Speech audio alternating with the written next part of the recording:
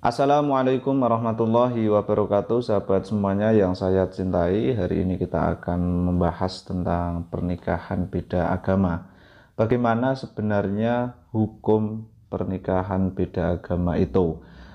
Sempat viral kemarin, ada satu kelompok yang melegalkan pernikahan beda agama, satu kelompok lain tetap kukuh dengan pendapatnya. Hukum pernikahan berbeda agama itu tidak diperbolehkan secara mutlak. Nah, itu pendapat yang menurut sebagian yang memperbolehkan itu adalah pendapat ekstrim.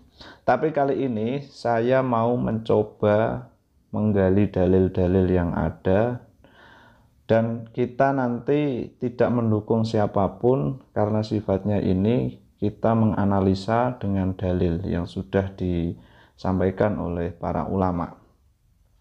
Setidaknya ada dua hal di sini yang patut kita pahami untuk membicarakan pernikahan beda agama. Yang pertama, pernikahan ini antara Muslim laki-laki dengan non-Islam yang perempuan. Yang kedua, yang Muslim perempuan, yang non-Islam adalah laki-laki. Dan pada pembahasan ini kita fokus kepada Muslim laki-laki menikah dengan non-Islam yang perempuan. Setidaknya ada dua ayat di sini yang sering digunakan oleh yang membolehkan dan tidak memperbolehkan. Dan alasan yang mereka gunakan pemahamannya juga sama-sama kuat. Tetapi kita tidak membahas pemahaman itu, kita akan fokus ke sini. Ayat yang pertama yang digunakan untuk mengharamkan pernikahan berbeda agama, ini kita membicarakan Muslim dengan wanita non-Muslim ya. Ayat pertama dari surat Al-Baqarah ayat 221. Wala tankihul musyrikati hatta yu'min wala amatum mu'minatun khairum mim musyrikati walau a'jabatkum wala tunkihul musyrikina hatta yu'minu wala abdum mu'minun khairum mim musyriki walau a'jabakum. Ulaika yad'auna ilan nar wallahu yad'u ilal jannati wal maghfirati bi'idnih wa yubayyinu ayatihi linnasi la'allahum yatadakkarun. Ya, artinya, dan janganlah kamu nikahi perempuan musyrik sebelum mereka beriman.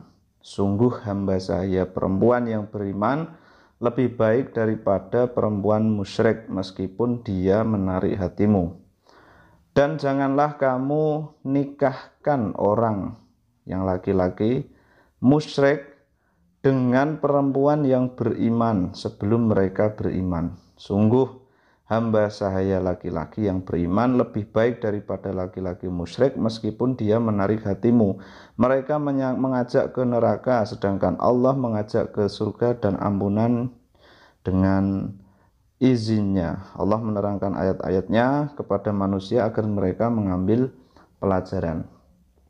Ini pelarangan menikahi orang-orang musyrik ya. Jadi sama saja status antara laki-laki maupun perempuan Islam menikah dengan non-Islam laki-laki maupun perempuan.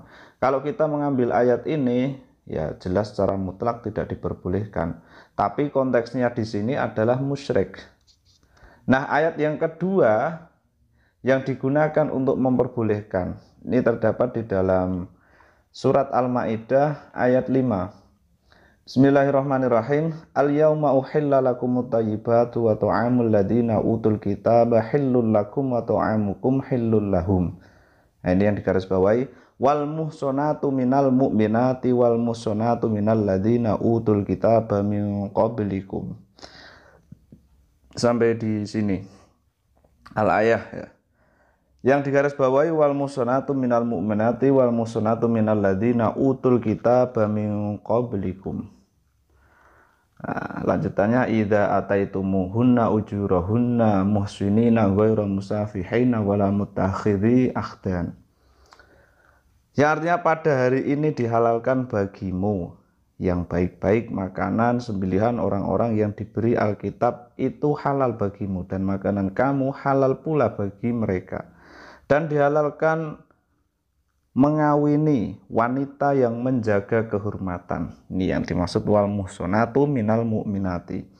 Kita orang Islam itu dihalalkan menikahi wanita-wanita yang menjaga kehormatan di antara wanita-wanita yang beriman, satu. Kemudian yang kedua, dan wanita-wanita yang menjaga kehormatan di antara orang-orang yang diberi Alkitab sebelum kamu. Ini ada satu celah untuk memperbolehkan pernikahan beda agama. Yang pertama, mukminat jelas diperbolehkan, semua ulama sepakat akan hal ini. Nah, ini yang menjadi masalah adalah Alkitab. Nah, ini yang menjadi perbedaan banyak ulama karena mereka berbeda dalam penafsiran Alkitab, ahlul kitab. Kalau kita mengambil ayat musyrik, ya apakah agama yang ada di Indonesia ini, selain Islam maksudnya, apakah agama-agama selain Islam, kalau ateis tidak dipermasalahkan, itu jelas sudah tidak boleh ya, karena dia tidak beragama. Ini yang kita bahas adalah yang beragama. Orang musyrik baik laki-laki maupun perempuan itu tidak boleh dengan orang Islam. Nah, ada celah kalau kita mengambil di ayat surat Al-Maidah ayat 5 ini, ada celah untuk memperbolehkan, yakni wanita-wanita ahlul kitab. Nah, kalau kita melihat konteks ayat ini, yang diperbolehkan menikahi ahlul kitab adalah wanita laki-laki. Jadi seorang laki-laki yang muslim diperbolehkan menikah dengan wanita ahlul kitab. Kan tidak bisa dibalik, wong ini konteks ayatnya muslim laki-laki dengan ahlul kitab yang perempuan. Kalau dibalik tentu kebalikan juga hukumnya ya. Yaitu secara logika seperti itu, tetapi penafsirannya perlu tafsiran yang panjang dan tidak di video ini. Kita fokus kepada muslim laki-laki menikahi ahlul kitab. Sekarang siapa yang dimaksud ahlul kitab ini sehingga seorang laki-laki yang muslim bisa menikahinya? Apakah di era sekarang ini ahlul kitab? Nah, sebelum kita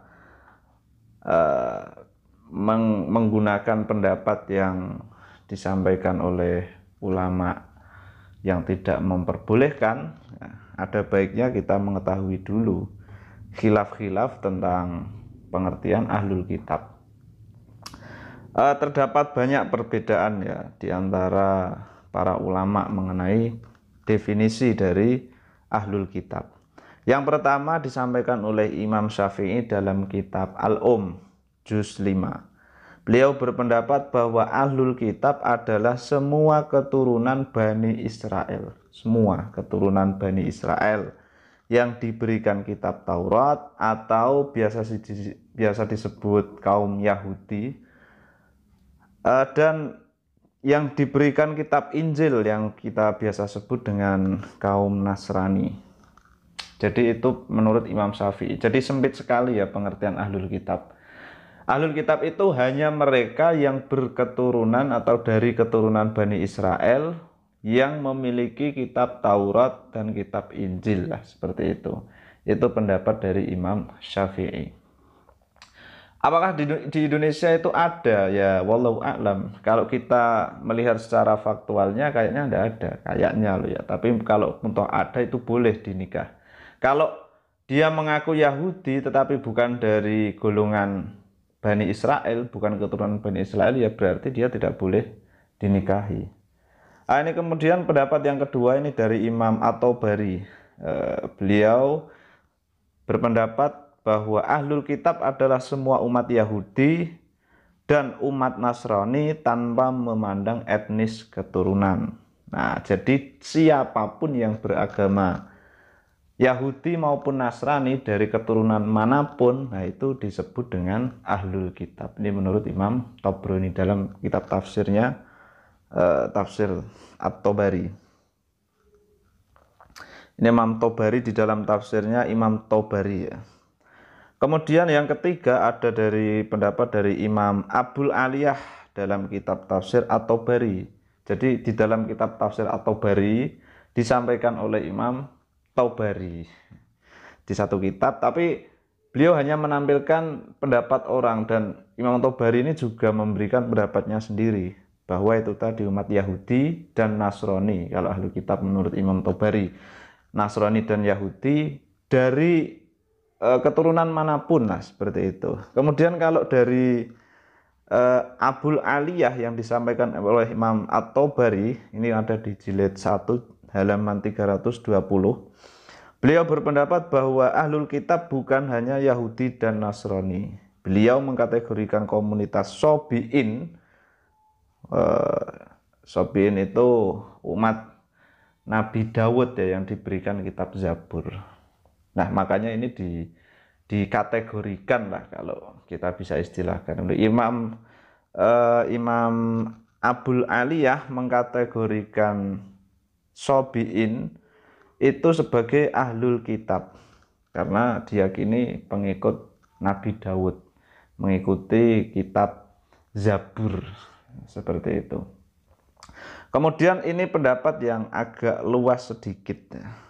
Ini mungkin hampir bisa diterapkan di Indonesia, tapi entahlah. Ini banyak sekali imam yang mempelopori, yakni dari Imam Ibnu Hazm Al-Dhahiri, Imam Syahrastani, Imam Hanafi dan para pengikutnya, dan sebagian ulama mazhab Hambali.